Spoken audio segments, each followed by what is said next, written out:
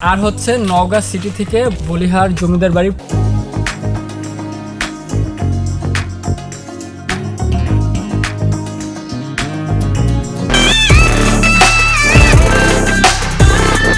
এটা হচ্ছে রানীরা গোসল করতো, মানে হচ্ছে যে এই যে নাসির ভাইয়ের গার্লফ্রেন্ডটা বুঝছেন, এই যে গোসল করতো, যে সাদির এক্স এখানে গোসল করতো।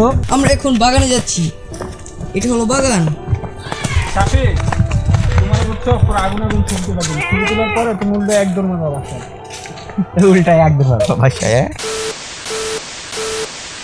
আসসালামু আলাইকুম এভরিওয়ান, কি অবস্থা সবার, কেমন আছেন সবাই? It's me Hafizur Rahman, welcome to my YouTube channel. আমরা এখন আছি হচ্ছে নওগাঁ জেলার তিলকপুর ইউনিয়নে তুলসীগঙ্গা নদীর সাইডে। তো আমরা আসছি হচ্ছে সাদির গ্রামে। তো আমরা এখন যাব হচ্ছে বলিহার জমিদার বাড়ি। এখান থেকে আমরা এখন যেখানে আছি তিলকপুর গ্রাম থেকে যেতে প্রায় 19 কিলোমিটার, আর হচ্ছে নওগাঁ সিটি থেকে বলিহার জমিদার বাড়ি প্রায় হচ্ছে 18 থেকে 19 কিলোমিটার দূরত্ব। উত্তরাঞ্চলের যত জমিদার ছিল তার থেকে খুব ভালো একজন প্রভাবশালী জমিদার ছিল এই বলিহার জমিদার বাড়ি। তো আমরা এখন জমিদার তো আমরা এখন ওইখানে যাব, আর হচ্ছে আপনাদের ওইখানে ঘুরে দেখাবো জমিদার বাড়িটা কেমন। আর হচ্ছে আমরা যাব হচ্ছে যে নাসির আমার ভালো গেল, আমরা যাচ্ছি জমিদার বাড়ি। এখান থেকে প্রায় 19 কিলোমিটার, আর হচ্ছে নওগাঁ সিটি থেকে হচ্ছে প্রায় 18 কিলোমিটার দূর। তো আমরা যাব, তো আমাদের সাথে চলেন আমরা চলে যাই।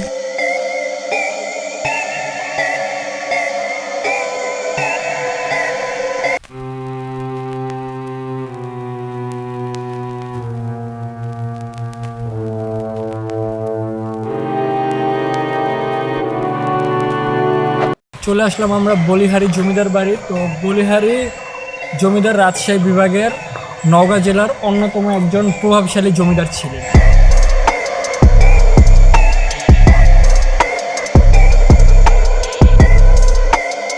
ইতিহাসে রয়েছে মুঘল সম্রাট আকবর 12 ভূঁইয়াদের নেতা ঈশা খাঁকে দমন করার জন্য মানসিংহকে বাংলায় পাঠায়। মানসিংহ তার সৈন্য দলবল নিয়ে আস্তে আস্তে এই বলিহার জমিদার বাড়ির এখানে আস্তে আস্তে ক্লান্ত হয়ে পরে এখানে বিশ্রাম নেয়।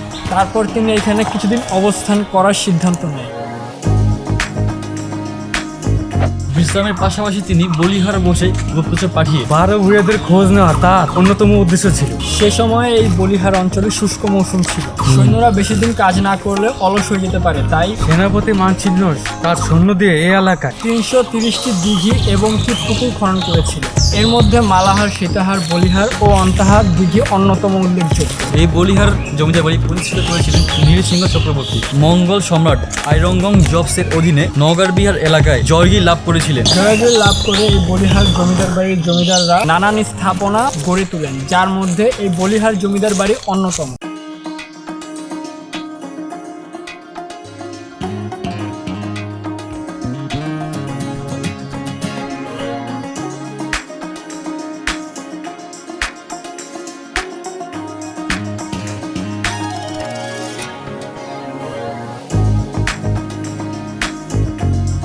এই বলিহারি রাজবাড়ির অনেক রাজা অনেক উচ্চ শিক্ষিত ছিলেন, তার মধ্যে কৃষ্ণচন্দ্র রাজবাহাদুর লেখক হিসেবে অনেক সুপরিচিত ছিলেন। তার লেখা গ্রন্থগুলির মধ্যে সংলগ্ন কৃষ্ণচন্দ্র গ্রন্থ প্রথম ও দ্বিতীয় খণ্ড এখনো পাওয়া যায়। দেশ বিভাগের সময় এই বলিহার রাজবাড়ির রাজা ছিলেন বিমলেন্দ্র রায়। জমিদারি প্রথা বিলুপ্ত হলে এই বলিহারের রাজা বিমলেন্দ্র রায় চলে যান পালিয়ে ভারতে।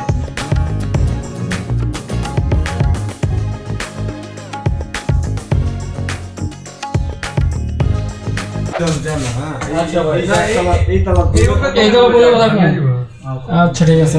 ঠিক আছে। এই জমিদার বাড়ির হচ্ছে দোতলায় সিঁড়িতে বেড়া দেওয়া থাকে, আপনাদের এই যে দেখতে পারতেছেন। তারপর হচ্ছে এখানে যারা থাকে স্থানীয় তাদের রিকোয়েস্ট করে হচ্ছে এই বেড়াটা হচ্ছে সরায়, পরে আমরা হচ্ছে উপরে উঠলাম। উপরে ওঠার পরে বললো যে বেশি মানে দোতলা পর্যন্ত উঠতে 3 তলায় ভাঙা, এই যে আপনারা দেখতে পাচ্ছেন দেখা।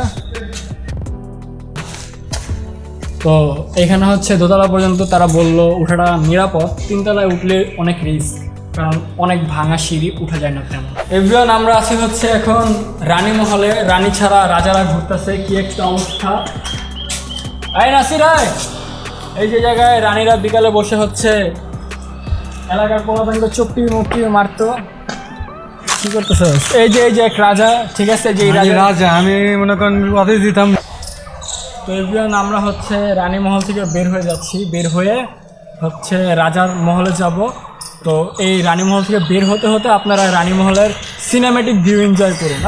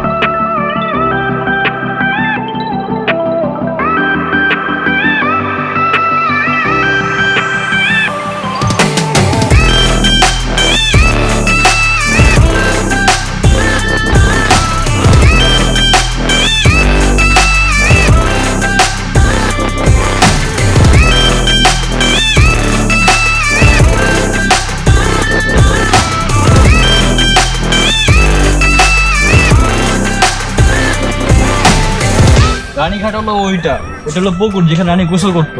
রাজা বাদশাদের রানীরা গোসল করতো। তো এই ব্যাপারটা স্কিপ করে গেছিলাম, পরে হচ্ছে আবার এসে ভিডিও করলাম। মামা দেখাও।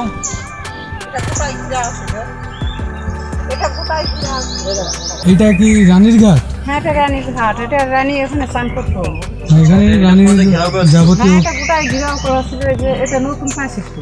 ও আচ্ছা আচ্ছা। এটা নতুন দিছে, আর পুরানা প্রাচীর ভাঙে এটা নতুন দিছে শুরু থাকে। এটাই রানীর। এটা হচ্ছে রানীরা গোসল করতো, মানে হচ্ছে এই যে নাসির ভাইয়ের গার্লফ্রেন্ডটা, বুঝছেন, এই যে আমার গার্লফ্রেন্ড গোসল করতো, আমি গোসল করতো, যে সাদির এক্স এখানে গোসল করতো।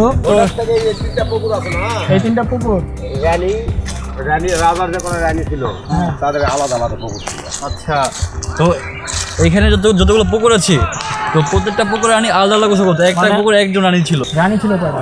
কয়টা ছিল? আরে রাজা তো রানীর অভাব থাকে না, রানী ততগুলো, রানী যেমন সাদির গার্লফ্রেন্ডের অভাব নাই, রাজার বউয়ের অভাব নাই। তো এবার আপনাদের যতটুকু সম্ভব দেখালাম। আই হোপ দেখে আপনাদের ভালো লাগছে।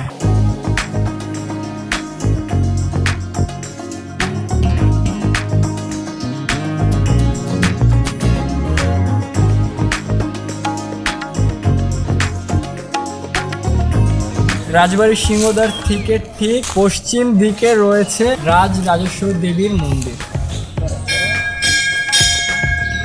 1823 সালে জমিদার রাজেন্দ্রনাথ এই রাজেশ্বরী দেবীর মন্দির স্থাপন করেন। তিনি এখানে রাজরাজেশ্বরী দেবীর বিশাল বড় পিতলের একটি মন্দির স্থাপন করেছিল। কালের বিবর্তনে সেই মন্দির বিলুপ্ত হয়ে গিয়েছে। তো এগুলো আই হোপ ব্লগটা আপনাদের ভালো লাগছে। আর ভাই, যে রোড দিয়ে আসছি, ঠিক আছে, এক একজনের ফেস এমনি মনে করেন দিনের বেলা খুঁজে পাওয়া যায় না, আরও যে অবস্থা। আর আশা করি ব্লগটা আপনাদের ভালো লাগছে। তো ইনশাল্লাহ আবার নেক্সট ব্লগে দেখা হবে। তো আসছে হচ্ছে আমি, সাদি আর আমাদের ক্যামেরাম্যান নাসির। কি অবস্থা মামা, তোমার কেমন লাগলো? আলহামদুলিল্লাহ। তোমার কেমন লাগলো? আলহামদুলিল্লাহ। আই হোপ আপনাদের ব্লগটা ভালো লাগছে। তো ইনশাআল্লাহ নেক্সট ব্লগে দেখা হবে। আর মানে ব্লগটা গুছিয়ে করতে পারি না, বুঝছেন, যেমনি পার তেমনি হলে আমাদের মাফ করে। অগোছালো হয়েছে অনেক ব্লগটা, বুঝছেন। তো আই হোপ আপনাদের ব্লগটা ভালো লাগছে। আর কুমার ভাই খুবই খারাপ অবস্থা, আমরা যেভাবে আসছি, যেদিক দিয়ে আসছি। তো এইখান থেকে মন্দির থেকে এখন আমরা বিদায় নিব। এখন আমরা বাসার উদ্দেশ্যে রওনা দেবো, মানে ঢাকায় না, ওই যে নওগাঁ যে জায়গায় আসছে, যে তিলকপুর সাদির গ্রামে। তো আই হোপ আপনাদের ব্লগটা ভালো লাগছে। ইনশাল্লাহ নেক্সট ব্লগে দেখা হবে। আল্লাহ হাফেজ। Some funny moments.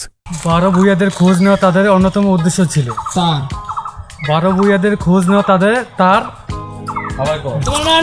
আর দাঁড়া 12 ভূঁইয়াদের তার খোঁজ নেওয়া তার অন্যতম উদ্দেশ্য ছিল।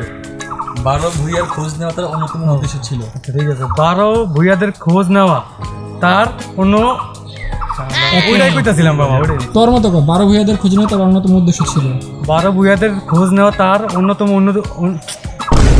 মঙ্গল সম্রাট আইরঙ্গজে ভুলে গেছিল কত আবার কথা। এই বলিহার জমিদার বাড়ি প্রতিষ্ঠা করেছিলেন মানসিংহ কি? তোমার না নিয়ে আলাদা মানছিল না। এই বলিহার জমিদার বাড়ি প্রতিষ্ঠিত করেছিলেন নৃসিংহ চক্রবর্তী।